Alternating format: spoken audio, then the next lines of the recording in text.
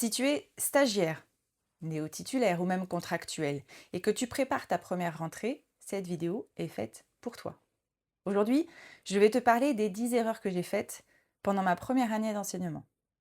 Alors quand je dis erreur, je ne parle pas non plus de catastrophe, on n'en est pas là. Je te parle surtout des petites choses qu'on découvre une fois qu'on ferme la porte de la salle de classe et qu'on se retrouve seul face à 30 élèves. Parce que entre ce qu'on apprend à l'université, au CAPES ou à l'agrégation, et la réalité du terrain, il y a parfois un fossé énorme. L'objectif de cette vidéo n'est pas de te faire peur, au contraire. Si tu évites ces 10 pièges, tu gagneras énormément de temps, d'énergie et de sérénité.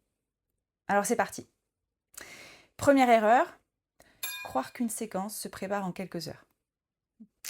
Quand j'ai commencé, je pensais qu'une fois mon thème choisi, ma séquence serait pratiquement prête. Et que les heures que je passais à les construire, mes séquences, c'était seulement parce que je débutais. Mais en réalité, préparer une bonne séquence demande énormément de temps, même après plusieurs années. Il faut être réaliste et l'admettre. Il te faut définir des objectifs linguistiques, définir des objectifs culturels, trouver les bons documents, préparer chaque séance, préparer les activités, créer les fiches d'élèves, préparer les évaluations formatives, préparer l'évaluation finale, construire les grilles de notation, parfois même préparer un diaporama. Résultat, certaines séquences me prenaient presque une semaine entière de travail. Et tu sais quoi? C'est normal. Même aujourd'hui, avec de l'expérience, une nouvelle séquence représente encore plusieurs heures de préparation. Alors évidemment, je suis devenue plus efficace. J'ai appris à ne pas perdre de temps dans certaines tâches et j'ai appris certains réflexes qui me permettent de relier des idées plus rapidement et de savoir aussi où je vais plus rapidement. Mais il faut reconnaître que conceptualiser une séquence demande de la réflexion.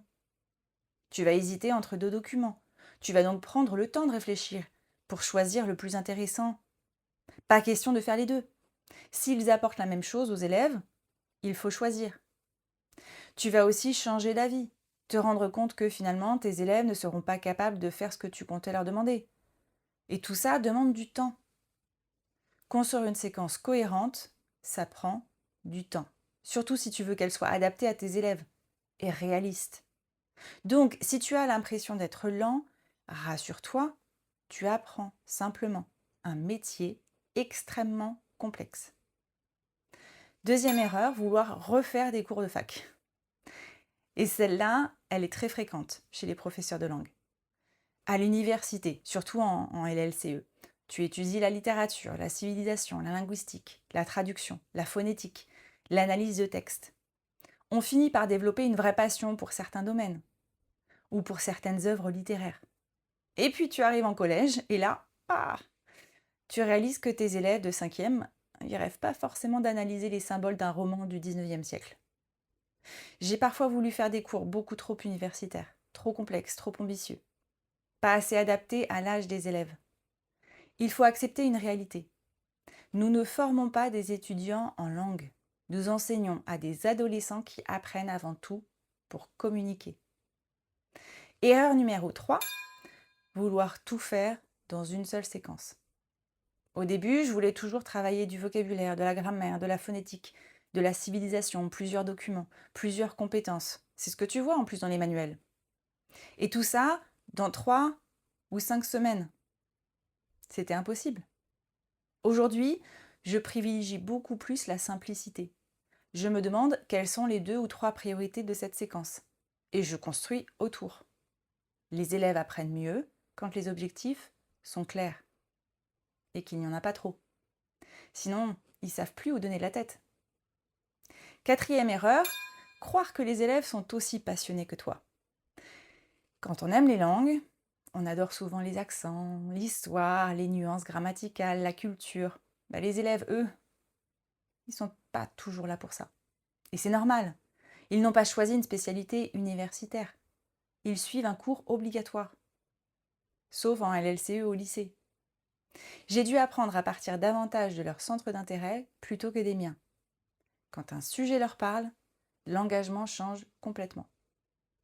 Cinquième erreur, vouloir corriger toutes les erreurs. un grand classique. Pendant ma première année, j'interrompais constamment les élèves. Une faute de conjugaison, je corrigeais. Une erreur de prononciation, je corrigeais. Un mot mal choisi, je corrigeais.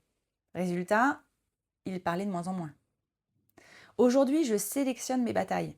Je laisse parfois passer certaines erreurs, si elles ne bloquent pas la communication. Parce que l'objectif principal reste de faire parler les élèves. Si tu les corriges à chaque fois qu'ils prennent la parole, ils vont se sentir nuls et ils ne voudront plus parler. Erreur numéro 6, passer plus de temps sur le design que sur la pédagogie. Je voulais des fiches parfaites, des PowerPoint magnifiques, des couleurs partout, des icônes, des polices élégantes. Le problème, c'est que je passais parfois plus de temps sur la mise en page que sur le contenu. Les élèves ne progressent pas parce qu'une fiche est jolie, même si c'est plus agréable à regarder. Mais non, ils progressent parce que les activités sont pertinentes. Une fiche simple, mais efficace, vaut mieux qu'une œuvre d'art pédagogique.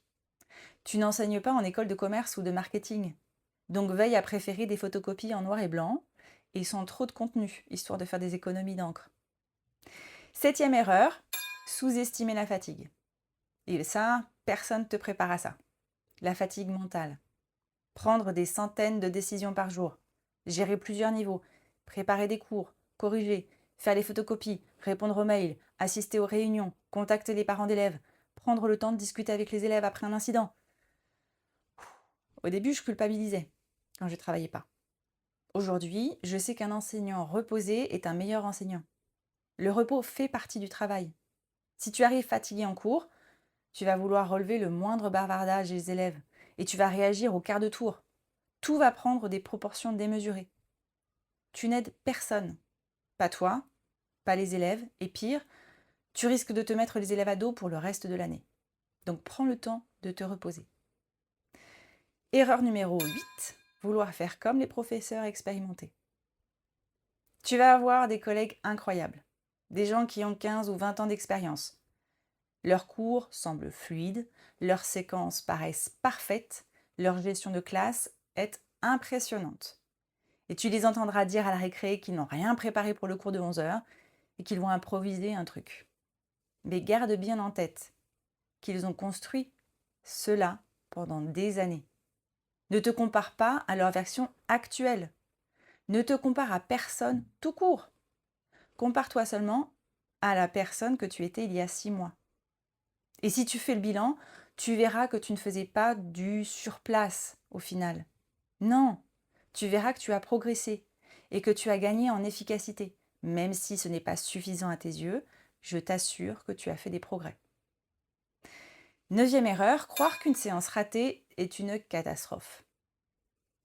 J'ai eu des cours qui ne fonctionnaient pas, des activités qui tombaient à plat, des documents mal choisis, des séances où je suis sortie de là en me disant « mais c'était une vraie torture ». Et ça m'arrive encore aujourd'hui.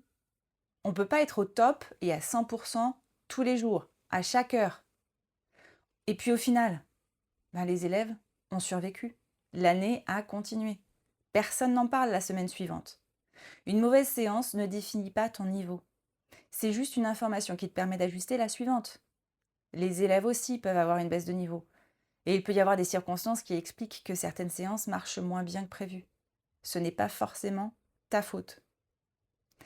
Et enfin, 10e erreur, penser qu'il faut tout savoir dès le début. Et ça, c'est probablement l'erreur la plus importante et la plus courante, la plus répandue, surtout chez les perfectionnistes, qui ne veulent pas ruiner la vie scolaire de leurs élèves. Quand on débute, on veut maîtriser la pédagogie, la didactique, la gestion de classe, l'évaluation, les programmes, les outils numériques. Tout de suite, là, maintenant. Mais enseigner, c'est un métier qui s'apprend dans la durée. Chaque année apporte de nouvelles compétences, de nouveaux réflexes, de nouvelles habitudes plus efficaces. Chaque classe t'apprend quelque chose. Tu n'as pas besoin d'être parfait dès la rentrée. Tu dois simplement être prêt à progresser. Si je vais résumer cette vidéo en une phrase, ce serait celle-ci. Sois exigeant avec ton travail, oui, mais sois aussi indulgent avec toi-même. La première année est une année d'apprentissage. Tu vas faire des erreurs, tu vas douter, tu vas parfois rentrer chez toi épuisé, mais tu vas aussi progresser à une vitesse incroyable. Et dans quelques années, tu regarderas en arrière en réalisant à quel point tu as évolué. Alors, si tu débutes, courage, tu es probablement bien meilleur que tu ne le penses. Et surtout, aucun professeur expérimenté n'est né expérimenté.